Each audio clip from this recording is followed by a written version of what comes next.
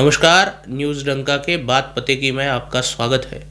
महाकुंभ से वायरल हुई मोनालिसा की शादी को 1 महीना बीत चुका है। इस बीच मोनालिसा ने मीडिया में आकर कई बार बयान दिए हैं, जिसमें से एक उसने निर्देशक सनोज मिश्रा पर आरोप लगाते हुए कहा कि निर्देशक ने उसे गलत तरीके से छूने की कोशिश की। और सनोज मिश्रा कोई अच्छा इंसान नहीं है। मुझे 10 बार ऐसे टच किया सनोज मिश्रा ने, और वहां मैंने मेरी फैमिली वालों को बोला कि मुझे सनोज मिश्रा ने टच किया। मेरी फैमिली ने वहां मेरा साथ नहीं दिया। मुझे पता है कि मुझ पे क्या बीती है क्या नहीं। मेरे साथ अन्याय हुआ है, मुझे सिर्फ और सिर्फ इंसाफ चाहिए।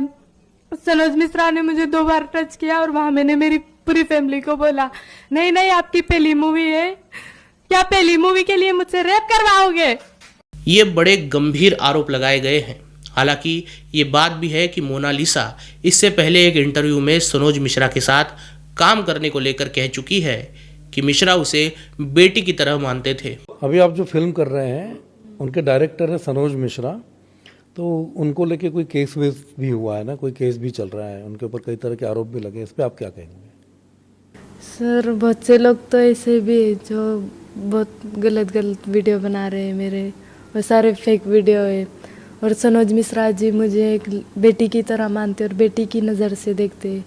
सर ऐसे नहीं, और मैं भी उनको एक पापा की तरह मानती हूँ। मैं उन लोगों से हाथ जोड़ के विनती करती हूँ कि ऐसे वीडियो ना बनाए प्लीज़।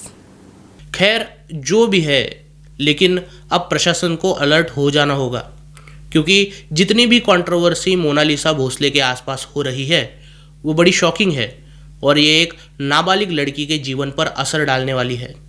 जैसा कि निर्देशक मिश्रा ने दावा किया था मोनालिसा भोसले नाबालिग है, वैसा फिलहाल सही साबित होते दिख रहा है। दरअसल कल ही की रिपोर्ट के अनुसार राष्ट्रीय अनुसूचित जनजाति आयोग ने मोनालिसा के जन्म स्थल से उसकी जन्मतिथि की पुष्टि की। उसकी जन्मतिथि 30 दिसंबर 2009 है, यानी मोनालिसा की उम्र 16 साल है। इसी के साथ मध्य प्रदेश की खरगोन पुलिस ने मोनालिसा के पति फरमान खान पर पोक्सो के तहत मामला दर्ज किया है। साथ ही भारतीय न्याय संहिता के तहत क्रिमिनल कॉन्स्पिरेसी करने और गैर कानूनी शादी से जुड़ी धाराओं की, साथ ही अनुसूचित जनजाति अत्याचार निवारण कानून के तहत मामले दर्ज किए गए हैं। मोनालिसा के कथन के अनुसार मोनालिसा के परिजन उसके साथ दुष्कर्म की कोशिश करने वाले निर्देशक मिश्रा का साथ दे रहे थे। इसी कारण से मोनालिसा के परिजनों समेत निर्देशक सनोज मिश्रा की भी जांच जरूरी है। जहां तक सवाल मोनालिसा भोसले के नाबालिग होने का है, उसके पति के साथ ही केरल राज्य के कैबिनेट मंत्री, खासकर शिक्षा मंत्री और केरल की communist party of India Marxist के सचिव समेत सभी को पॉक्सो अदालत के तहत जवाबदेही सुनिश्चित करनी चाहिए। निर्देशक मिश्रा के अनुसार फरमान खान और उसके साथियों ने मिलकर मोनालिसा को लव जिहाद में फंसाया था और एक फर्जीवाड़े के तहत मोनालिसा की शादी करवाई गई, और अब नाबालिग लड़की जिहादियों के प्रभाव में आकर बयान दे रही है। इस बात को भी नज़रअंदाज नहीं किया जा सकता कि केस केरल से जुड़ा है, जो लंबे समय से लव जिहाद का गढ़ रहा है और लव जिहाद की लेबोरेटरी रहा है। ऐसे में नाबालिग लड़की को आरोपी के साथ रखना जोखिम से भरा है। केरल के नैनार देवी मंदिर में जहां मोनालिसा और फरमान की शादी करवाई गई, वहीं से राष्ट्रीय जनजाति आयोग ने जांच शुरू की।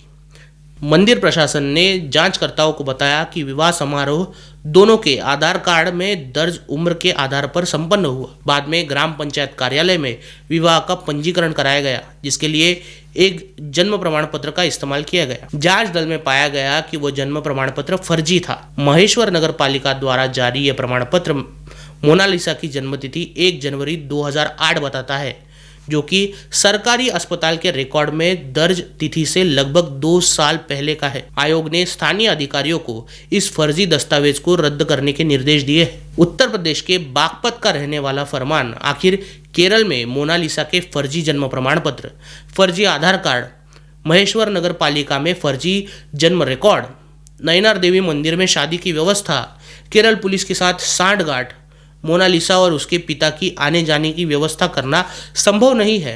इसके अलावा उत्तर प्रदेश और मध्य प्रदेश से भागकर केरल शादी करने आए जोड़े की शादी में केरल राज्य के मंत्री भाग लेते हैं, ये भी कोई आम बात नहीं है।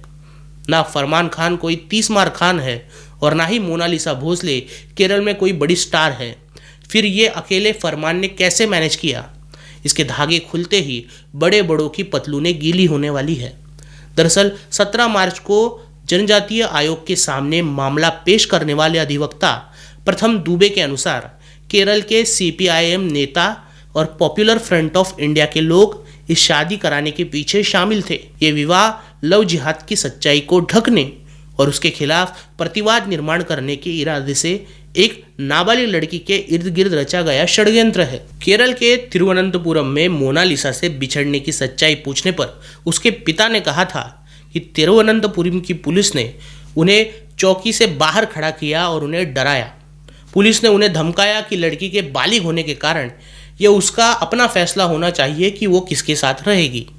अब इस पर तिरुवनंतपुरम पुलिस को भी जवाब देना होगा कि उन्हें मोनालिसा के बालिग होने के दस्तावेज कहाँ से मिले थे, और जब मोनालिसा के पिता ये कह रहे थे कि वो नाबालिग है, तब उन्होंने उन फर्जी दस्तावेजों को क्रॉस चेक क्यों नहीं किया।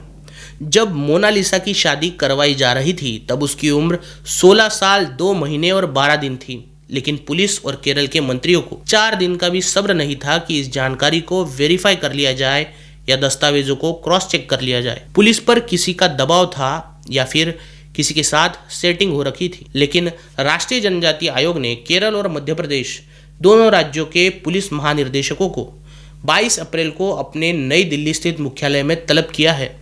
आयोग ने मामले के निपटारे तक दोनों राज्यों के पुलिस महानिर्देशकों को हर 3 दिन में प्रोग्रेस रिपोर्ट भेजने को कहा है। जल्द से जल्द फरमान खान की गिरफ्तारी और अन्य संलिप्त आरोपियों को कटघरे में खड़ा करना ही इस नाबालिग लड़की के साथ न्याय होगा। मोनालिसा अपनी प्रेस कॉन्फ्रेंस के दौरान रोते हुए निर्देशक मिश्रा के अलावा अपने माता पिता और अन्य परिजनों पर भी आरोप लगा चुकी है। बिना ठोस जांच और न्यायिक प्रक्रिया के उसकी कस्टडी उसके माता पिता को देना भी गलत फैसला होगा। हालांकि मध्य प्रदेश सरकार जितना जल्द हो सके नाबालिग लड़की को कस्टडी में लेकर महिला और बाल सुरक्षा विभाग के पास उसे सौंप सकती है और यही सही प्रक्रिया का पालन होगा। आपको क्या लगता है? वीडियो के कमेंट में जरूर कहिए। वीडियो अच्छी लगी हो तो इसे लाइक कीजिए और न्यूज़ डंका हिंदी को सब्सक्राइब कीजिए। मिलते हैं अगले वीडियो में किसी नए मुद्दे के साथ। तब तक नमस्कार।